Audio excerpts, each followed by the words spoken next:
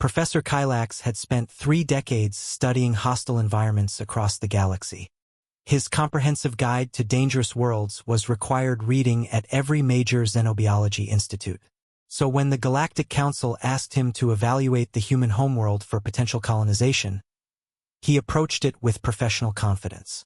That confidence evaporated the moment his research team arrived in the Sol system. "Initial scan complete, Professor," reported his assistant, Dr. Nem, her scales visibly pale.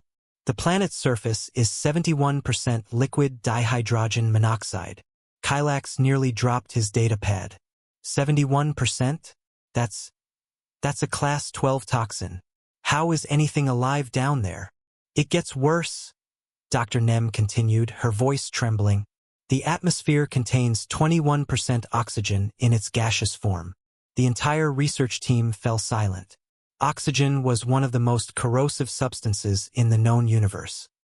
Most civilizations stored it in specialized containment units for industrial applications. The idea of breathing it was unthinkable. "Professor," called out Survey Specialist Crix from his station, "I'm detecting massive electrical discharge events occurring randomly across the planet, some exceeding 1 billion volts. Lightning storms," Kylax whispered. "Naturally occurring?" "Daily, sir. Sometimes hundreds simultaneously. And the seismic data shows the entire planetary surface is composed of massive floating plates that constantly grind against each other." Dr. Nem pulled up additional readings. Temperature variations range from -40 to +58 degrees Celsius. The planet experiences regular bombardment from frozen precipitation, and there are documented wind speeds exceeding 300 kilometers per hour. "Class 13 minimum," Kylax muttered, updating his classification. "Possibly Class 14. Then Communications Officer Rilks made a discovery that changed everything.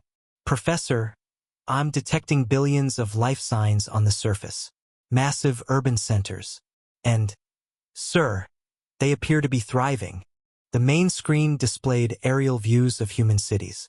Millions of the bipedal creatures moving about freely, completely exposed to the toxic atmosphere and deadly environment.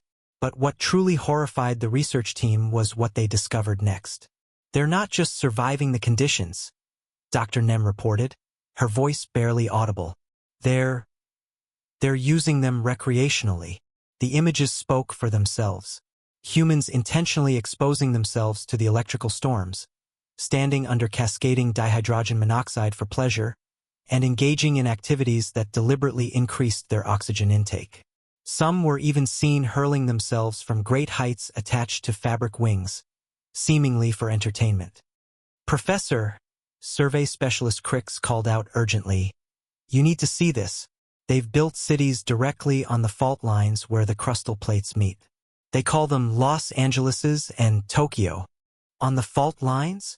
Kylax repeated weakly. "And sir, they've constructed recreational facilities where they voluntarily expose themselves to concentrated solar radiation. They call it sunbathing."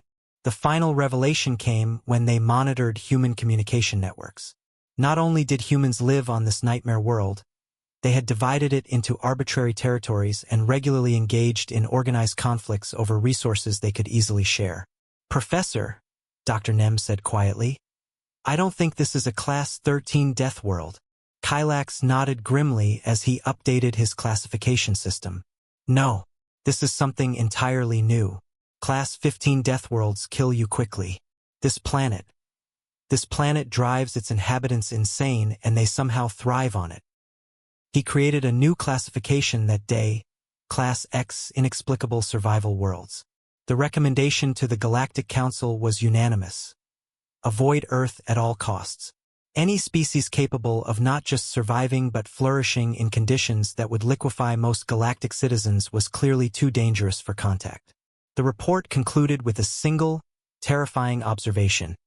Humans don't live on a death world. They are the reason it's a death world.